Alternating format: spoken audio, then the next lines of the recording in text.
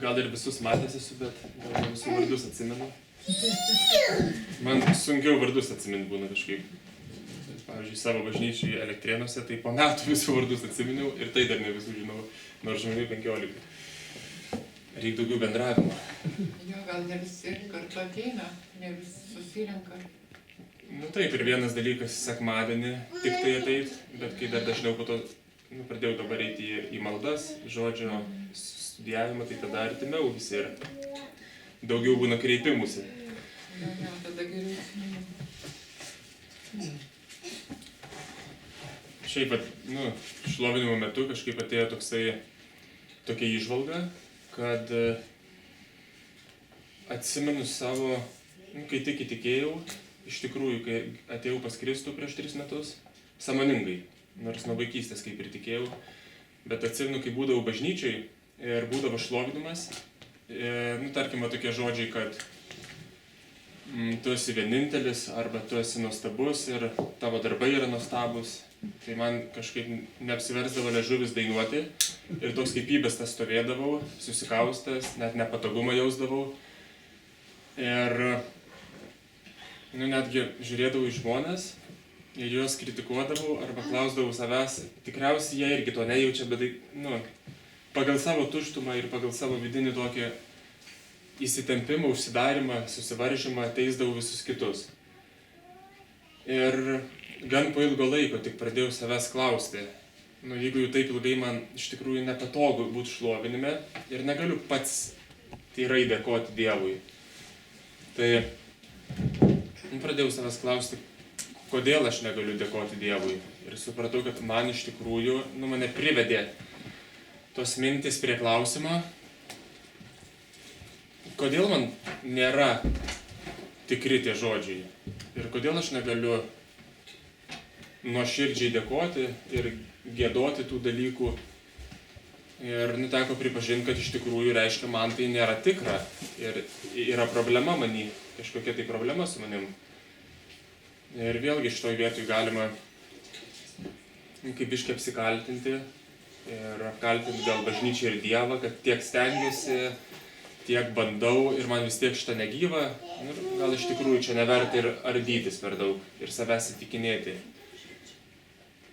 Ir iš tikrųjų, kalbant apie pasaulio dvasią ir antikristo dvasią, tai jinai nuolatos ir bando tokiais samprotavimais atitolinti žmones nuo Dievo ir užgesinti ugnį net ir tą mažą, kur yra. Ir dėl to yra ir labai svarbu būti ištikimam bažnyčiai ir bendravimui su tikinčiais žmonėm, nes jeigu tik vienas pats einu tam tikėjimo kely, tai tikrai labai sunku. Jeigu tik ateinu į bažnyčią ir tik tai bažnyčiai pabūnu, o tik bažnyčiai, jeigu garbinu Dievą savo lūpom, o iš tikrųjų visas mano gyvenimas yra visai kitų dalykų garbinimas, tai tikrai tada tas šlovinimas ir garbinimas jisai tampa nelabai tikras. Ir tikrai tada sunku šnekėti ir save reikia įtikinėti. Ir po to baigėsi sekmadienio susirinkimas ir vėl iš karto taip pliumpt į tą kitą gyvenimą. Ir į statymą kito gyvenimo, ne dangaus karalystės. Ir tas atėjimas į bažnyčią ir pradėjimas, tarkim, šlovint. Tam šlovinimui visų pirma tada prireikia apšilimo. Tik tai apšyliai sekmadienį ir vėl išeini. Tik tai atsigauna truputį dvasia ir siela atgyja ir baigėsi susirinkimas. Ir vėl visi rūpesčiai grįžta ir visa kita. Ir tame tokiam netikėjime arba filosofavime, ką man čia skelbti visus šitus dalykus, kad aš šlovinime ir garbinime Dievo arba maldoj tiesiog burna būna užčiaupta ir sunku net praverti burną, tiesiog būna toks sunkumas, atrodo baisu net burną praverti. Man taip kartais būna. Tai čia lygiai taip pat kaip nesportuojantis žmogus, jisai pradės bėgioti arba nueis į sporto salę ir labai sunku pradėti sportuoti. Sunku net mažus svarmenukus pakelti ar ten išbėgti kokį kilometrą iš karto padusta plaučiai ir reikia save įpratinti. Ir kada po pirmo sporto, tarkim, labai skauda visą kūną ir atrodo, čia ne man šitas dalykas, nes reikia versti save, atrodo. Bet kada įsisportuoji, mėnesio 2 pasportuoji, tarkim, tai tampa natūralu. Arba kada pradedam kokį fizinį darbą sunkesnį dirbti, irgi atrodo, ai, čia gal ne man šitas darbas. Galva irgi Jolanta, kai grįžo į tvarkymus, ane, pirmi kartai sunkesni. Ir atrodo, gal tikrai man čia nuleisti rankas reikia ir grįžti prie televizoriaus, prie filmų kokių, kas yra lengviau. Bet, kada įprantam daryti nenaudingus dalykus ir įsivažiuojam tame nenaudingų dalykų darime, ar tai būtų nenaudingos kalbos, ne Dievo žodis, ar apkalbos kažkokios, ar tiesiog samprotavimai pastovus kažkokie, įsivažiuojam ir tas Dievo žodis tikrai atrodo, ir kas, kad aš čia paskelbsiu kažką tai, arba ir kas, kad aš čia pašlovinsiu Dievą, kas iš to, aš šlovinsiu ir vis tiek gyvenimas toks pats lieka. Bet kai pagalvoji,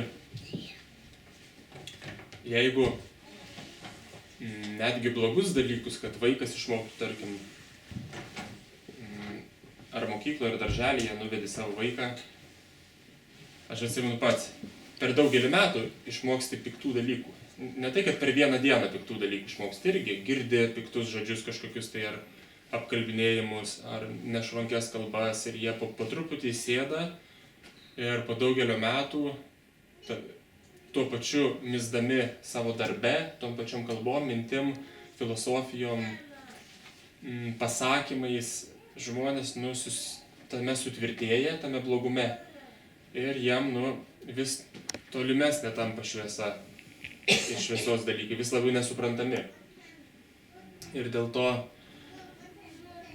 grįžtant prie šlovinimo ir meldimosi, tai, ką mes darom, tai, ką mes darėm valandą prieš susirinkimą ir po to šlovinimas, atrodo, gal jau čia, man dažnai net kartais atrodo, tai mintis tokios eina, gal jau reikėtų sustoti melstis jau per ilgai. Arba atrodo, jau čia tempiam gumą. Bet iš tikrųjų, aš tik protę savo tempiu gumą. Ir jeigu pagalvojus, jeigu aš neskelbiu kiekvieną dieną tų dalykų savo gyvenime, Dievo žodžio realiai, jeigu neatnaujinu savo proto Dievo žodžiu ir savo pastoviai neprimenu tų teisingų eilučių, teisingų pasakymų iš Biblijos, Dievo įstatymo, jeigu pastoviai savo neprimenu, tai mano protas ir neatsinaujina. Ir kuo mažiau primenu savo šitus dalykus, tuo sunkiau man tampa ir sekmadienį šlovinti ir dalintis su kitais, nes tai tiesiog netikra mano gyvenime, tai nėra įtvirtinta. Ir taip, kaip sakydami piktus dalykus, skelbdami realiai piktus dalykus arba tokius pasaulietinius dalykus, mes stiprinam tuos pasaulio dalykus ir mes stiprinam pasaulį. Tai lygiai taip pat, net jeigu kartais sunkiau patikėti, nors ir atrodo, nelabai tikiu aš čia, kuo sakau. Gal atrodo, tai gal netikra mano gyvenime. Ir tai gali būti tiesa. Tai gali būti netikra mano gyvenime šiuo metu. Nes gal aš biškį užmigęs. Bet iš tikrųjų vis tiek skelbti tuos dalykus, nesgi aš tikiu, kad Biblija yra tiesa.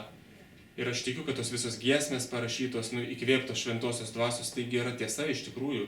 Kad džiaugsmas ateina iš Dievo, kad Dievas gerus dalykus daro. Aš gal tiesiog tų dalykų nebepastebiu, nes per daug įsivėlęs esu į savo gyvenimo reikalus ir nebepastebiu, nebepadėkoju. Tai ką aš noriu visų šitų pasakyti, kad net jeigu šlovinimas ar malda atrodo kartais nelabai tikra arba nelabai gyva, tada galim Dievo pradėti prašyti, kas tikrai bus gyva, prašyti Dievo, Dieve. Prašau, parodyk man, kodėl tai yra tiesa. Visas šitas tavo žodis. Parodyk man, kodėl tai yra tiesa. Parodyk man, iš tikrųjų, kas tie tavo stebuklai yra. Kad sekantį kartą giedodamas, aš jau labai nuoširdžiai galėčiau giedoti ir suprasti, ir kad tai būtų tikra man. Ir prašyti Dievo. Nes irgi, pavyzdžiui, mano tikėjimo kely, tai ilgą laiką taip atrodo vegetavau bažnyčiai, nes maniau, kad galiu atrasti savo metodą tikėjimo, savo būdą, ne pagal šventą raštą. Kad dalyvauti bažnyčios veikloje tiek, kiek noriu, kad galiu ir nesimelsti, nes man ir melstis būdavo labai sunku. Tarkim, 10 minučių pasimelsti, atrodo, net neturiu ką melstis. Ir manydavau, kad visi, kurie ilgai meldžiasi, jie tiesiog save įpratina, įtikina. Ir tada jau jam liejasi, bet jie, kaip automatai tai daro tiesiog, automatiškai. Net nesuprasdami, ką sako. Bet tai pagalvojus, žmonės automatiškai ir blogus dalykus daro, nesuprasdami. Iš širdies tiesiog eina pikti dalykai, automatiškai.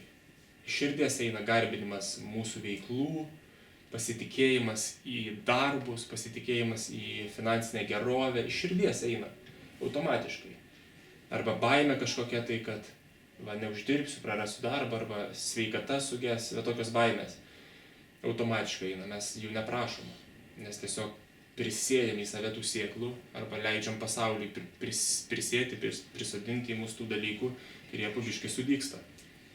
Taip ir tiesa, jeigu pastoviai skaitom Dievo žodį ir kartojam tuos dalykus ir bandom melstis iš Dievo žodžio, pavyzdžiui, aš visai pradėjau eksperimentuoti, kaip čia man pradėti melstis.